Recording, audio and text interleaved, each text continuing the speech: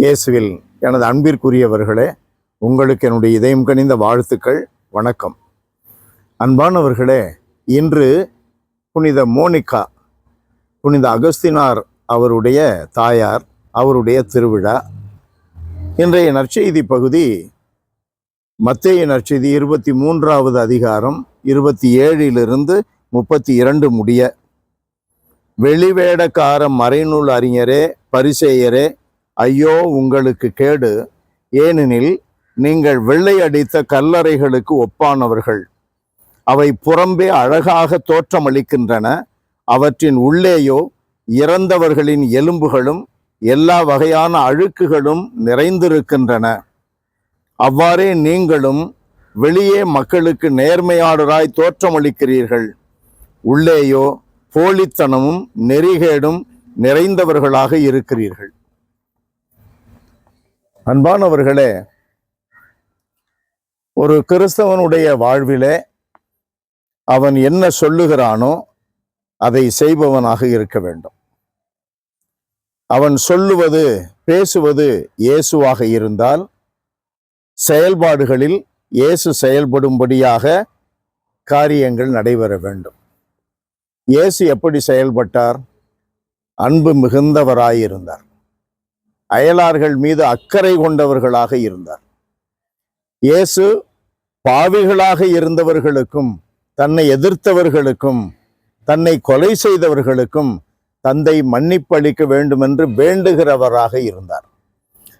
இப்படிப்பட்ட எல்லாருக்குமாக இரத்தம் சிந்தி சிலுவையில் உயிர் கொடுத்தார். அவர் உள்ளே என்ன இருந்தது, அது சிலுவையிலே வெளிப்படுகின்றன. அவர் வார்த்தைகளில் நேர்மை இருந்தது.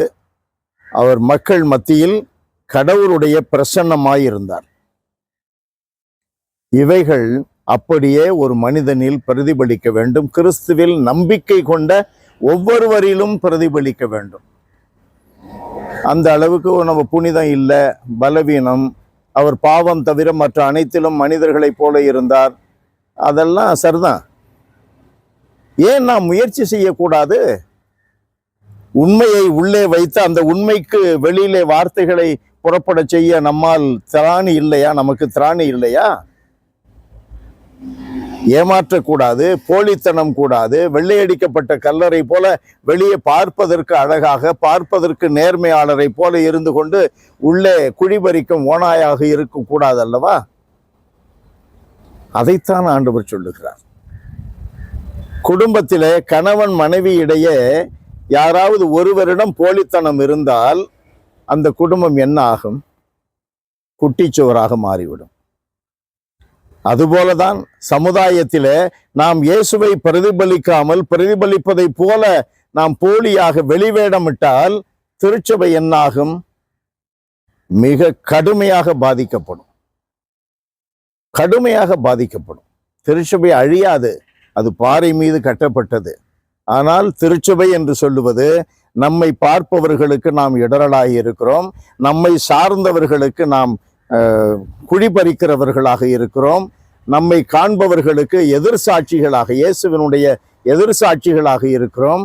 நம்முடைய வாழ்வு ஒன்றுமில்லாமல் சூன்யமாக மாறிவிடும் என்பதற்கு அப்படிப்பட்ட போலித்தனம் நிறைந்த வார்த்தைகளும் செயல்பாடுகளும் தான் அடித்தளமாக இருக்கும்.